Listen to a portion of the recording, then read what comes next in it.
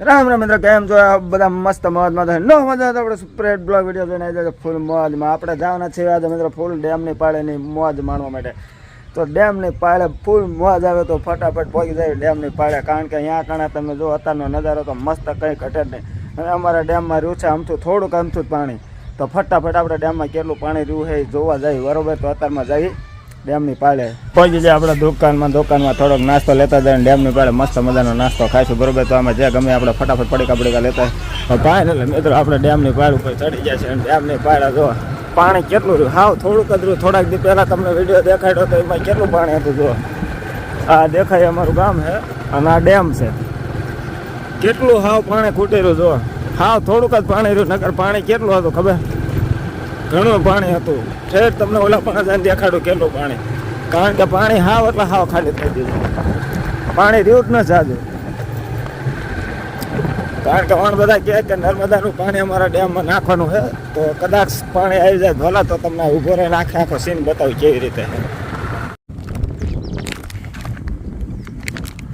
તો આપણે મોટરસાઇકલ રાખી દીધું ઊભું ને આ પડ્યું મોટરસાઇકલ આપણું જાય આપણે ડેમની અંદર એન્ટ્રી. જો આથી ડેમમાં કરવાનું છે. અને સામે દેખાય તો પાણી જે આપણે પાણી ડેમનું ઓવરફ્લો થાય ને એ છે.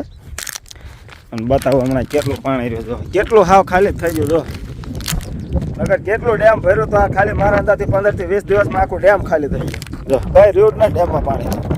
પગથિયાને ફાંકા પડી ગયા. પગથિયા કેવા જો કેટલા, જો આ ફૂટ માર્યું કેટલું દેખાય. આમાં દી આવે એટલે બરોબર નથી દેખાતો.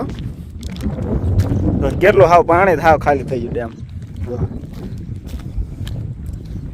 લ્યો જે માપને જે કેટલા ફૂટ પાણી છે એ ને દેખાતું એ બધું હળી ગયું. જો હે અને આપણા ડેમનું જે વાતાવર કે ને એ છે, કારણ કે અહીંથી જો આ જે બહાર કેનાલ રહે ને કેનાલ હોય તમને દેખાડું.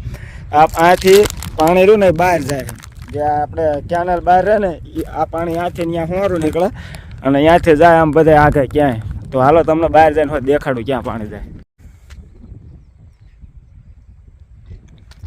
અને આ પગથિયા જો હમણાં ઉપર હોય જઈને દેખાડું ઉપર કેવું. આટલા પગથિયા ચડે તો થઈ જાય, કારણ કે આપણે શું ક્યાંય પગથિયા આવા ચડવા જતા નથી. બાવળા એવડા થઈ ગયા જો હે. જો આ બાજુ આ બાવળા દેવા ખરખો હાલે એવો નથી.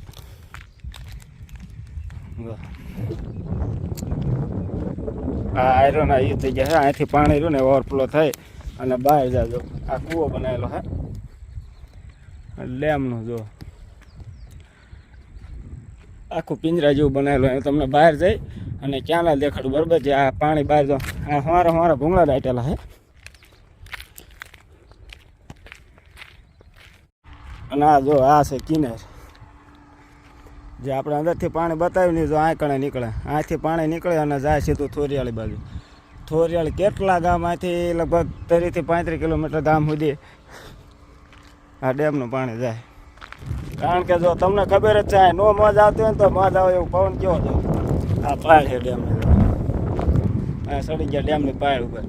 અને આ લાઇટો તો 14ની ફીટ કરી છે, પણ હજી લગભગ ચાલુ નથી કરી. એકવાર ચાલુ કરી હતી પાછી બંધ કરી દીધી.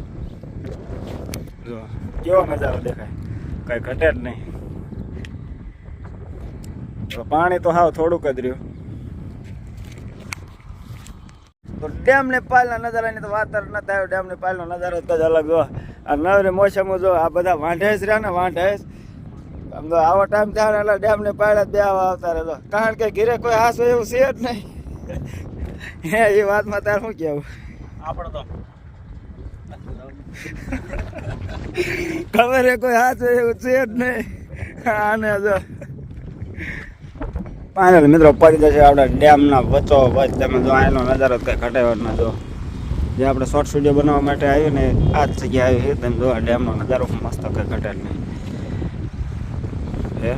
અને આ બાજુ તો તમને ખબર જ છે, આ બાજુ ખાણું છે, કાળા પથ્થરની ખાણું. તો ડેમની પાળે બેઠા હતા, મસ્ત પવન આવતો હતો, સોડા પીવાનું મન થતું. ફટાફટ સોડા મંગાવી દે કરી દે સોડા પીવાનું ચાલુ. જો સોડામાં આવી જાય થમ્સઅપનો બોટલ.